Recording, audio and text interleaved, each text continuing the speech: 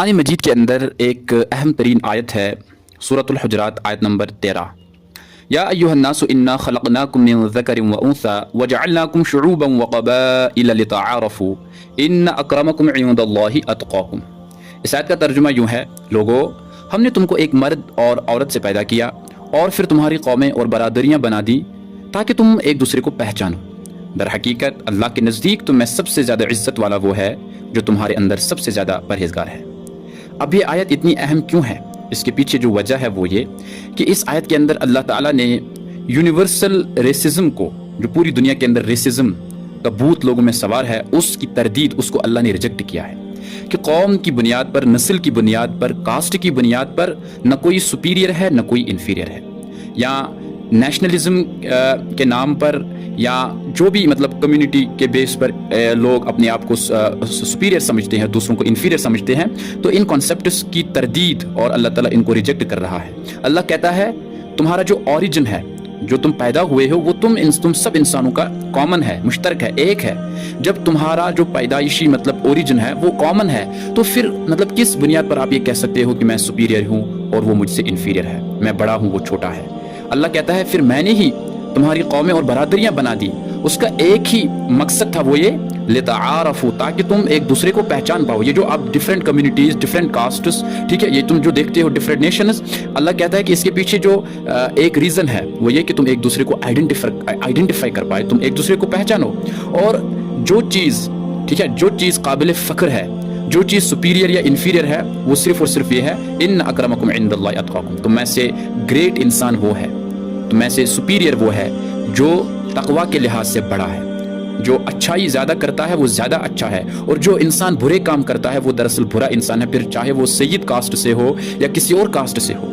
ठीक है, अब इस आयत की तफसीर में मुख्तलिफ स्कॉलर्स क्या लिखते हैं वो मैं आपके सामने रख देता हूँ। इमाम बग़वी और अल्लामा अलाउद्दीन बगदादी रहमहुमुल्लाह वो इस आयत की तफसीर में लिखते हैं कि तुम सब लोग नस्ब के लिहाज से यकसां और बराबर हो। इमाम नसफी और अल्लामा ज़मख़शरी लिखते हैं कि तुम में से हर एक का नस्ब एक है, इसमें कोई फ़र्क नहीं है, लिहाजा हसब व नस्ब की बिना पर एक दूसरे पर फ़ख्र और बड़ाई की कोई वजह नहीं है। अल्लामा महलिब रहमतुल्लाहि ताला लिखते हैं कि दौरे जाहिलियत में अरब शराफत नसबी को बहुत अहमियत देते थे, अल्लाह ताला ने उसे दीनदारी और तक़वा से मनसूख कर दिया।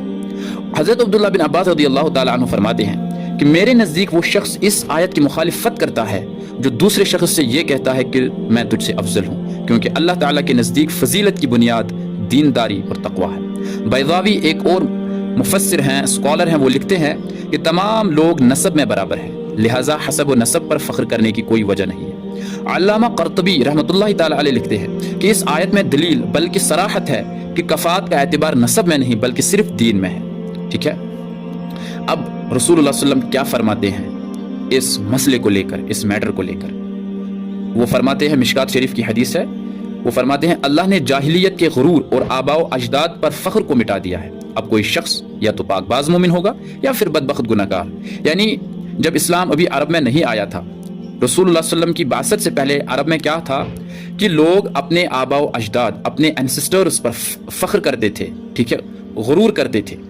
रसूल ने फरमाया कि वो जाहिलियत की चीज़ें थी, वो जाहिलियत के तस्वुरात थे, they were the things of, they were the concepts of ignorance.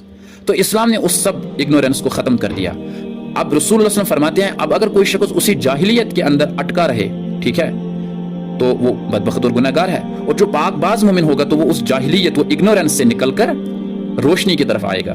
ठीक है, तिरमिज़ी शरीफ की रिवायत है, रसूल सल्लल्लाहु एक बेहतरीन हदीस फरमाते हैं कि जिस शख्स को उसका अमल पीछे हटा दे उसको उसका नसब आगे नहीं बढ़ा सकता। बहुत ही बेहतरीन बात है कि अगर मैं अमल के एतबार से, एक्टिविटीज़ के एतबार से मैं बहुत पीछे हूँ, मैं बहुत घटिया और निकम्मा इंसान हूँ कि मैं गलत काम करता हूँ, तो उधर से अगर मैं सैयद हूँ, मैं पीर हूँ, मैं किसी और ज़ात से वाबस्ता हूँ, तो वो बड़ी ज़ात, वो बड़ा हसब व नसब मुझे आगे नहीं बढ़ा सकता है। अगर आपको कोई आगे बढ़ा सकता है तो वो है आपकी अमल, आपका तक़वा, आपका दीन।